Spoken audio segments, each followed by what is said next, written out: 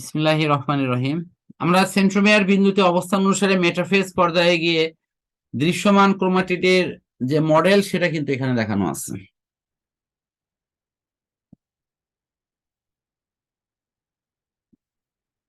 মাইটোসিসের গুরুত্ব। মাইটোসিস কোষ বিভাজন প্রক্রিয়াটি আমাদের প্রথম যে গুরুত্বটি বহন করে তা হলো যে কোনো জীবকোষ থেকে এর ফার্স্ট যে জন্ম সেটি শুক্রাণু এবং ডিম্বাণু অথবা উদ্ভিদের ক্ষেত্রে পরাগরেণু এবং শুক্রাণুর প্রভাবে কিন্তু এটি হয়ে থাকে। এখন প্রক্রিয়াটি যেভাবেই হোক, মাইটোসিস প্রক্রিয়াটি যদি না থাকে তাহলে দেখা যাবে যে তার পুরো সিস্টেম গুলো কিন্তু অকেজো হয়ে যাবে। মাইটোসিস কোষ বিভাজন প্রক্রিয়াতে সাধারণত অপত্য কোষের ক্রোমোসোম সংখ্যা মাতৃকোষের অনুরূপ হয়, ফলে জন্মগতভাবে তারা বিশুদ্ধ হয় এবং তাদের অন্যান্য যে সমস্যা সেগুলো কিন্তু মাইটোসিস প্রক্রিয়াতে খুবই কম থাকে, কারণ সেখানে ইকুয়েশনাল ডিভিশন যেহেতু হয়, ক্রমান্বয়ে কোষ বিভাজিত হয়ে হয়ে এই নতুন জীবদেহ গঠন করে। এক্ষেত্রে মাইটোসিসের ভূমিকাটা খুবই গুরুত্বপূর্ণ। অন্যদিকে মিওসিস কোষ বিভাজন প্রক্রিয়াটির যদি আমরা গুরুত্ব বলি তাহলে এটার মূল গুরুত্ব কিন্তু আছে শুধুমাত্র যৌন জনন কাজের ক্ষেত্রে। তারা যখন এটি পুংগ্যামেট বা স্ত্রী গ্যামেট কোষ হিসেবে ব্যবহার হয়, সেক্ষেত্রে তোমার প্রজাতির মধ্যে যে এই ক্রোমোসোমের সংখ্যা এটিকে ঠিক রাখার জন্য এই মিওসিস প্রক্রিয়াটি কিন্তু খুবই গুরুত্বপূর্ণ। মাইটোসিস প্রক্রিয়াতে কোষ বিভাজিত হলে দুইটি অপত্য কোষ সৃষ্টি করে, কিন্তু মিওসিস প্রক্রিয়া যদি কোষ বিভাজন হয় তাহলে সেক্ষেত্রে কোষের যে সৃষ্টি সেটি হয় চারটি অপত্য কোষ সৃষ্টি করে। বুঝতে পারছো কি? জি স্যার। আচ্ছা, মিওসিস প্রক্রিয়াতে সাধারণত যৌন জনন কাজে যে কোষগুলো শুক্রাণু, ডিম্বাণু বা উদ্ভিদের পরাগরেণু ব্যবহার হয় এবং এগুলো ক্রমবিভাজিত হয়ে থাকে। আর মাইটোসিস প্রক্রিয়াতে কিন্তু সব কোনো রেস্ট্রিক্টেড নাই। এটা স্বাভাবিকভাবে যে কোনো কোষ সেটা যদি তার বৈশিষ্ট্যগুলো মেনে চলে তাহলে সেটি যে কোনো ভাবেই বিভাজিত হতে পারে। ইভেন জনন কোষও প্রথমবার যদি মিওসিস হয়ে যায়, তারপরে যতবার এটা ভাঙবে ততবার মাইটোটিক প্রক্রিয়া হবে, যেটি মাইটোসিস প্রক্রিয়ার একটা বিশেষ রূপ। এখন দেখো এই মিওসিস প্রক্রিয়াটি কি আসলে। মিওসিস প্রক্রিয়াকে বলা হয় হ্রাসমূলক প্রক্রিয়া, কারণ এই প্রক্রিয়ায় মানে ক্রোমোসোম সংখ্যা মাতৃকোষের কিন্তু ঠিক অর্ধেক হয়ে যায়। কি বুঝতে পারছো? এই যে মাতৃকোষের যে ঠিক অর্ধেক হয়ে যায় সেইটাই হলো তোমার এখানকার গুরুত্বপূর্ণ থিম। এবং এই মাতৃকোষের অর্ধেক হয়ে যাওয়াতে সুবিধাটা হলো এই যে প্রজাতির মধ্যে জিনগত যে বিশুদ্ধতা সেটি মোটামুটি বজায় থাকে। যদি এটি না হতো তাহলে এটি নিয়ে কিন্তু বিশাল এক ধরনের সমস্যা তৈরি হতো।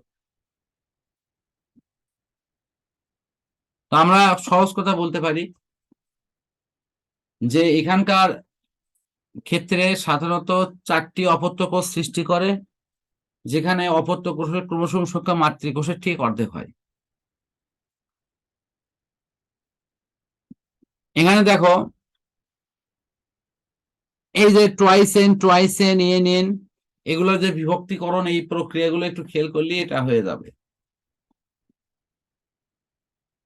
কিভাবে জনন কোষ বিভক্ত হলো, তারপরে মাইটোসিস প্রক্রিয়ায় চারটা কিভাবে উৎপন্ন হলো স্যার? একটা থেকে মানে স্যার একটা কোষ থেকে চারটা কিভাবে উৎপন্ন হলো স্যার? আচ্ছা, চারটাটা আমি একটা আঁকায় দেখাচ্ছি। এখানে তুমি খালি এটা দেখো যে ডিপ্লয়েড ডাবল হয় আর হ্যাপ্লয়েডে অর্ধেক হয়। দেখো ওখানে ট্রাইসেনটা নিচে কিন্তু এন হচ্ছে ডিম্বাণু শুক্রাণু।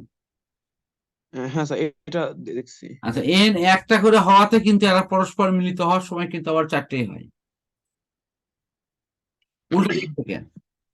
ঠিক আছে, মিলিত হয়ে দেখবে যে এটা ঠিক বিপরীত প্রক্রিয়া হবে, যেখানে মোট ইয়ের সংখ্যা দাঁড়াবে হলো 16।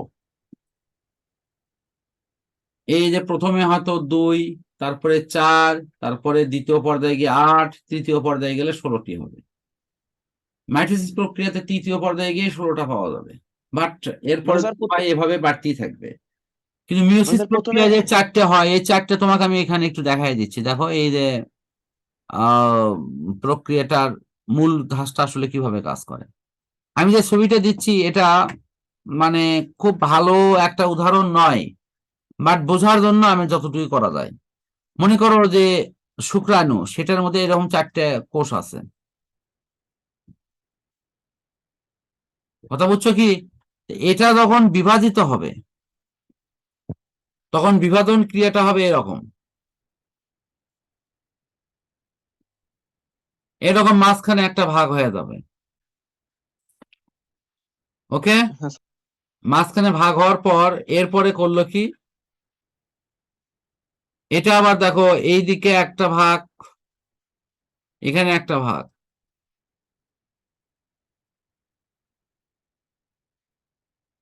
এখানে এক ভাগ, এই জায়গায় এক ভাগ, এই যে 4টা অপশনে বিভক্ত হলো।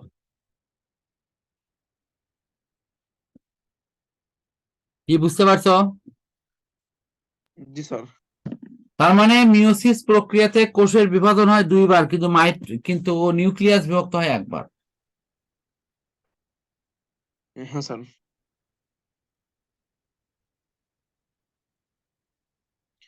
মানে স্যার প্রথমে একটা কোষ থেকে 2টা কোষ উৎপন্ন হলো, আবার ওই 2টা কোষ থেকে দূরে দূরে কোষ হ্যাঁ উৎপন্ন হ্যাঁ, হলো। এই রকম দেখাচ্ছি না, একটু আঁকাতে চাচ্ছি না, ওই রকম করে 1 2 3 এবং এটা হলো 4। তো প্রথমে যখন বিভক্ত হয় তখন মনে করো যে মনে মনে ভাবো এরকম,